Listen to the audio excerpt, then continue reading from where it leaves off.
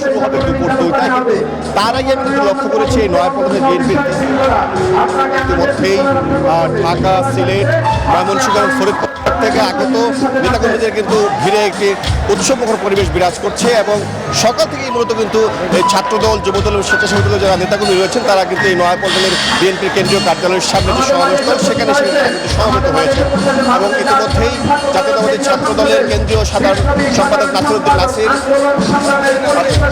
যুবদলের কেন্দ্রীয় সাধারণ সম্পাদক নুরুল ইসলাম নয়ন সহ শীর্ষ নেতারা কিন্তু ইতিমধ্যেই এই নয়াপল্টনের কেন্দ্রীয় কার্যালয়ের সামনে এসে সমবেত হয়েছে এবং আজকের এই সমাবেশে প্রধান অতিথি হিসেবে ভার্চুয়ালি সংযুক্ত বক্তব্য রাখবেন বিএনপির ভারপ্রাপ্ত চেয়ারম্যান তারেক রহমান। তিনি তরুণদের উদ্দেশ্যে দিক নির্দেশনামূলক বক্তব্য রাখবেন এবং বক্তব্য রাখবেন স্থায়ী কমিটির সদস্য ডক্টর খন্দকার মোশাররফ হোসেন, সালাউদ্দিন আহমেদ, নজরুল ইসলাম খান সহ কেন্দ্রীয় নেতারা।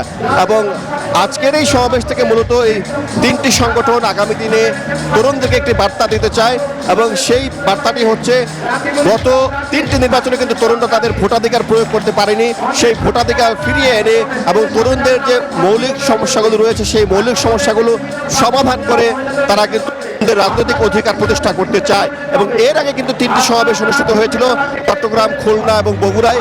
সেই তিনটি সমাবেশেও কিন্তু তারুণ্যের বিপুল সংখ্যক প্রতিনিধি উপস্থিত ছিল এবং সেখানে কিন্তু তরুণরা তাদের যে দাবি, তাদের যে আগামী দিনের ভাবনা সেই বিষয়গুলো কিন্তু তারা তুলে ধরেছে এবং বিএনপির পক্ষ থেকে কিন্তু তরুণদেরকে নানা দিক নির্দেশনা দেওয়া হয়েছে এবং বিএনপির পক্ষ থেকে জানানো হয়েছে আগামী দিনে বিএনপি যদি রাষ্ট্র ক্ষমতায় যায় তাহলে কিন্তু তরুণদেরকে প্রাধান্য দিয়ে তরুণদের যে চিন্তা শক্তি, তরুণদের যে ভাবনা সেগুলোকে সমন্বয় করে কিন্তু তারা রাষ্ট্র কাঠামোকে তারা মেরামত করবে। এবং বিএনপির ভারপ্রাপ্ত চেয়ারম্যান ইতিমধ্যেই কিন্তু যে 31 দফা ঘোষণা করেছেন সেই 31 দফার মধ্যে কিন্তু তরুণদেরকে কিন্তু বিভিন্ন যে সমস্যাগুলো সেই সমস্যাগুলো সমাধান করার আশ্বাস দিয়েছেন এবং বিএনপির পক্ষ থেকে বলা হয়েছে বিএনপি যদি ক্ষমতা যায় তাহলে 1 কোটি যে তরুণ বেকার রয়েছে তাদেরকে কিন্তু কর্মসংস্থান তৈরি করা হবে। এবং এই তারুণ্যের সমাবেশের মাধ্যমে বিএনপির যে তিনটি সংগঠন জাতীয়তাবাদী যুবদল, ছাত্রদল, স্বেচ্ছাসেবক দল তারা হচ্ছে একটি বার্তা দিতে কোনো সংকট তরুণদেরকে সাথে নিয়ে কিন্তু তারা কিন্তু এগিয়ে যাবে এবং তরুণদের যে ভোটাধিকার রয়েছে সেই ভোটাধিকারটা কিন্তু ফিরিয়ে আনার জন্য এই তিনটি সংগঠন কাজ করবে এবং বিএনপি এই তিনটি সংগঠনের সাথে নিয়ে কিন্তু আগামী দিনে যে কোনো সংকট মোকাবেলায় তারা তাদের যে প্রয়াস সেই প্রয়াস কিন্তু চালিয়ে যাবে। আমাদের সহকর্মী ফজলে রাব্বি সৌরভ রয়েছেন কাকরাইল মোড়ে, আমরা এখন সরাসরি চলে যাচ্ছি ফজলে রাব্বি সৌরভের কাছে। ফজলে রাব্বি সৌরভ, আপনি সকাল থেকেই রয়েছেন, আজকে এই বিভিন্ন যে বিভাগ থেকে যারা নেতাকর্মীরা আসছে তারা মূলত কি বলছে এবং আগামী দিনে রাজনৈতিক সংকট মোকাবেলায় তরুণদের ভাবনাটা কি?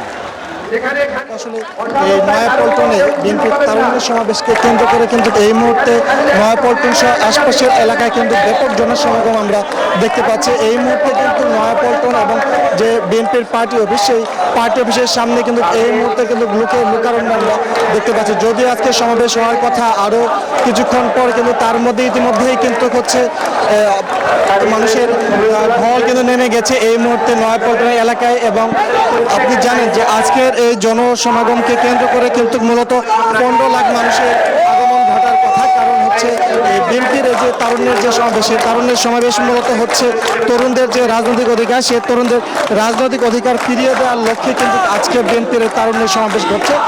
এর আগে কিন্তু আমরা দেখেছি যে চট্টগ্রাম, তারপর হচ্ছে বগুড়া, খুলনা হয়ে কিন্তু তারুণ্যের সমাবেশ এবার ফিরেছে রাজধানীর বুকে।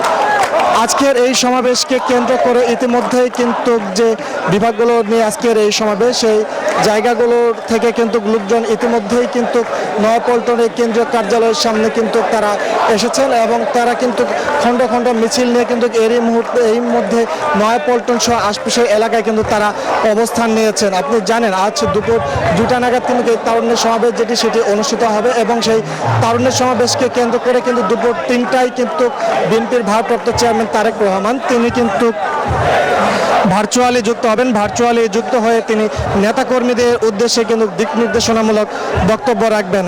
আপনি জানেন এর আগে গত 16-17 বছর যাবৎ কিন্তু বাংলাদেশের তরুণরা কিন্তু ভোটদান করতে পারেনি। তারা তাদের যে রাজনৈতিক অধিকার সেই রাজনৈতিক অধিকার প্রদান করে কিন্তু তারা তাদের যে জনপ্রতিনিধি নির্বাচন করা সেই জনপ্রতিনিধি কিন্তু তারা নির্বাচিত করতে পারেনি।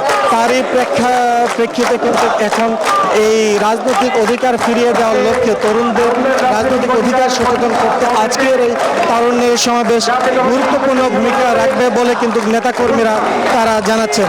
একই সাথে যেটি তারা বলছেন যে আজকে যেহেতু এই তারুণ্যের সমাবেশ ঘটছে এবং বিভিন্ন পর্যায় থেকে কিন্তু যে সংগঠনগুলো রয়েছে, অর্থাৎ ছাত্রদল, যুবদল এবং স্বেচ্ছাসেবক দল, সেই দলের মধ্যে কিন্তু যে নেতাকর্মী রয়েছেন তারা কিন্তু উপস্থিত হয়েছেন। পাশাপাশি আরও যে তরুণরা রয়েছেন যারা দেশের একটি বড় অংশ কিন্তু এই তরুণরা প্রতিনিধিত্ব করছে, সেই তরুণদের একটি বড় অংশ কিন্তু আজকের এই অনুষ্ঠানে কিন্তু তারা উপস্থিত হচ্ছেন কিন্তু তারা কিন্তু আজকে তারা উপস্থিত হয়েছেন যে দিক নির্দেশনা বক্তব্যের জন্য। তো এই ছিল আমার কাছে এখানকার সবশেষ তথ্য। তানিয়া, আপনাকে ধন্যবাদ আমাদের সঙ্গে যুক্ত থাকার জন্য। দর্শক, নয়াপল্টনে বিএনপির তারুণ্যের সমাবেশ নিয়ে বিস্তারিত জানাচ্ছিলেন আমাদের সহকর্মীরা।